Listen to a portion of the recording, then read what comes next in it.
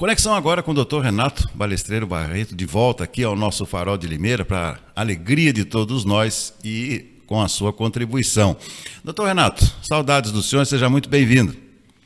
Recíproco, eu também estava com saudade do seu do programa do Roberto. Tá certo, olha, e qualquer dia quero convidá-lo também para participar do nosso debate Farol, que está esquentando. Fizemos ontem o nosso segundo programa. Depois vou lhe encaminhar o link aí para rever esse programa, que foi quente ontem, viu? Foi bastante quente aí, com posições políticas principalmente. E vamos lá. Bom, eu só lamento da minha foto não ter aparecido nos quadros constitutivos do Farol, no último jornalzinho, no jornal que saiu a Tribuna. A outra vez, não esquece de incluir Tá certo, o senhor está sempre incluído conosco. Doutor Renato, hoje nós vamos falar sobre contravenções. Contravenções, eu me lembro de um exemplo que eu recebi na faculdade há 35 anos atrás. Achei um pouco patético esse exemplo, mas eu gostaria de começar o nosso bate-papo falando sobre esse exemplo contigo. O exemplo do sujeito que deixa um vaso de flores, um hábito tão comum, na soleira da sua casa, só que esse vaso está na soleira, mas pode cair na cabeça de uma pessoa que está passando na rua. E aí, o que pode ser um ato banal pode se constituir também numa ameaça, entre aspas, à integridade física de outra pessoa. O que são as contravenções, hein, doutor Renato? Doutor Roberto, as contravenções são chamadas crimes pequenos, crimes anões. Elas não são crimes, mas são infrações penais de pequena lesividade, de pequena ofensa ao bem jurídico, né? Então, por exemplo, quando você deixa um som alto, você acaba incomodando, trazendo um desconforto para os vizinhos. Então, é uma contravenção penal. A outra contravenção penal é aquela que você deixa que um animal, você age com imprudência na guarda desse animal. Passa a ser também uma contravenção. Antigamente havia mais contravenções, por exemplo, manter casa em prostituição, a pessoa, não manter casa, a pessoa que, na vadiagem, por exemplo, que ficava pedindo dinheiro, né, também era contravenção. Hoje, muitas contravenções já migraram para ser crime, para ser mais graves. É o caso, por exemplo, da direção perigosa, aquele motorista irresponsável que dirigia sob efeito de álcool. Hoje deixou de ser direção perigosa e passou a ser um crime do Código de Trânsito, né? Que é o artigo 306. Por exemplo, várias outras contravenções com a atualização do direito penal estão migrando para ser crime. E, por exemplo, também o porte de arma, né? De munição. Antigamente era um crime, era uma contravenção simples. Hoje não. Hoje a lei de armas acabou reprimindo com maior gravidade. Como você sabe se se trata de uma contravenção ou de um crime? Basicamente é pela pena. A pena de um crime ela é de detenção, de reclusão, e quando você age numa contravenção, a pena é de prisão simples. Outra diferença importante que é bom a gente saber é que se você praticou uma contravenção e logo depois você praticou um crime em 5 anos, você não tem reincidência. Contravenção não dá reincidência com crime e nem crime com contravenção, né? E hoje a contravenção ela é tratada num procedimento muito simples, que é chamado de termo circunstanciado de ocorrência. Não entra mais em inquérito policial.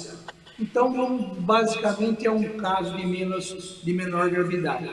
Nesse exemplo que o senhor deu a respeito do vaso, é um pouco mais complexo o assunto. O código, doutor Roberto, ele se pautou pela teoria da vontade. Então, você consegue tipificar um crime, adequar o crime, só olhando qual que era a vontade do agente. Né? Então, ele deixou um vaso na sacada, sabendo que alguém ia esbarrar nesse vaso. O objetivo dele era que o vaso caísse sobre a cabeça do porteiro, que é um desafeto dele. Então ele deixou bem na beiradinha, muito próximo ali de cair. Então esse crime passou a ser se acontecer e cair, realmente matar o porteiro, seria um crime até de homicídio. Né? Se de repente ele deixou o vaso lá e por uma negligência ele não cuidou daquele vaso e alguém esbarrou e caiu ele mesmo, ele pode ser enquadrado também num crime chamado homicídio culposo, não é? Que é o artigo 121, parágrafo, se eu não me engano, sexto. A pena é menor. Então, na comparação que o senhor fez, ela depende da vontade do agente. E Perfeito. nós chamamos depende do direito subjetivo,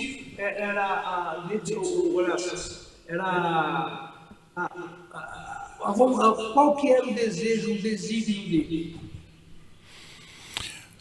O senhor extrapolou no exemplo, realmente, né? Vai que tem uma bronca aí com o porteiro do prédio, pode ser um crime, inclusive, premeditado, né? Exatamente. Exatamente, o senhor foi longe. Então, o direito, doutor Roberto, sim. Ele é muito perigoso o senhor responder uma questão, porque tem vários viés, várias vertentes, né? Quando o senhor falou o exemplo assim, inocente, bastaria. Mas a gente tem receio, olha que pode acontecer outra situação. Né? Doutor Renato. Quando o senhor está fazendo um concurso, né, eles fazem uma pergunta dessa forma, o senhor tem que dar todas as possibilidades. Foi por essa razão que eu fiz questão de falar para o senhor, olha, tudo é possível. Meu caro doutor Renato, existe pena pecuniária para contravenção? Existe multa. Multa? Multa, existe. Tá. E são... normalmente para as contravenções, o juiz ele aplica a multa e ele substitui, às vezes, a pena privativa de liberdade por algum trabalho comunitário. Né? Por exemplo, o sujeito é músico e o juiz pode pedir para não vou aplicar a multa em você, em compensação você vai dar aula de música na casa das crianças. Isso aí também acontece. A contravenção, essa conversa, essa afirmação que eu disse que contravenção ela não dá reincidência com crime, é muito importante. A reincidência para o advogado hoje o criminoso é um pesadelo, e para o advogado dele também. O professor pede uma série de benefícios. Se o seu agente criminoso não fosse reincidente na matéria. O rito processual, ele é diferenciado, doutor Renato, porque... Tá, o senhor pode explicar? Essa sua pergunta é muito legal. Olha, é muito legal. O crime comum, ele é tratado pelo Código do Processo Penal. Então, o senhor tem um procedimento que o juiz, o promotor, com base no inquérito policial do delegado, ele faz uma denúncia, uma acusação. Sim. Aí, logo, quando o juiz determina que você faça uma defesa preliminar em 10 dias, depois da defesa preliminar faz uma audiência para a oitiva de testemunha de acusação e defesa, logo depois tem o interrogatório e logo depois sai a sentença. É esse o rito para qualquer crime comum, exceto crime de morte, né? Homicídios dolosos contra a vida, consumados ou tentados, vai a júri, esse é um outro caso. Mas todos os outros crimes é esse que eu lhe disse. Quando é contravenção, que é considerado de menor potencial ofensivo, já é regido por uma lei chamada Lei 9.099, né? Então, tem outro procedimento, outros prazos para se arrolar testemunha, o senhor entendeu? E gera, doutor Roberto, o princípio da oralidade. Quanto mais os termos podem ser feitos pelo advogado, pelo promotor, só oralmente, não precisa registrar, e uma série de outras vantagens que tem de crime. E as contravenções, elas são julgadas hoje pelo juizado especial criminal. Elas não chegam numa vara criminal, né? Por ser de menor potencial ofensivo, né? Eu vou dizer para o senhor, hoje não é que está em desuso, mas já não é como antigamente a contravenção penal de ter vários casos. Hoje é muito difícil, né? Tem ainda aquele jogo de azar, que é muito comum hoje, que é você jogar na maquininha de caça-níquel. Todo jogo, doutor Roberto, que não depende da habilidade do jogador, ele passa assim, que você faz a aposta, passa a ser criminoso. Criminoso não, delituoso, né? Passa a ser uma infração penal. De sorte que, se você tiver habilidade no jogo, então não é mais crime. Então, um jogo que depende, por exemplo, de snooker, esse já não. Esse, se houver uma aposta, já não é mais criminoso. Mas esse que depende de tómbola, que depende de sorteio de peças, de números, aí passa a ser criminoso. Criminoso não, perdão, passa a ser antijurídico. Antijurídico, bem definido. Porque criminoso, ele seria, Sim. se ele estivesse no Código Penal, né? Então, Sim. ele não está. Está naquela lei separada, lei das contravenções penais. Perfeito. O nosso tempo está estourando, mas não posso deixar de fazer uma última pergunta para o senhor. Já passou por sua mesa como delegado algum contraventor que explorasse jogos de azar, doutor? Muitos. Muito, eu me lembro ainda da época do jogo de bicho.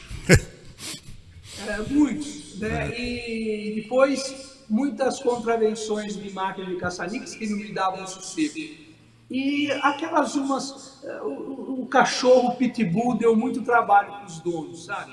O dono não tinha como... o senhor sabe que uma vez dois pitbulls acabaram matando uma mulher, uma indigente que caminhava numa chácara.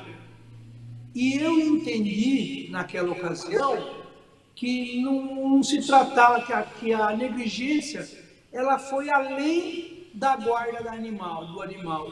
E eu fiz a prisão dele em flagrante, do dono do cachorro, por homicídio culposo. E você sabe que teve uma repercussão e o entendimento que o juiz ratificou o meu entendimento? Se você tiver um animal muito feroz, muito bravio, né? Não é um caso de negligência na guarda, é um caso de que você negligenciou realmente quando não teve um cuidado necessário em prender esse bicho. E eles mataram uma senhora. Parabéns por sua sensibilidade, que depois foi referendada pelo juiz. Doutor Renato, sempre um prazer falar contigo. Muito obrigado pela participação aqui no nosso Farol. Valeu. E eu faço questão de ser incluído no time.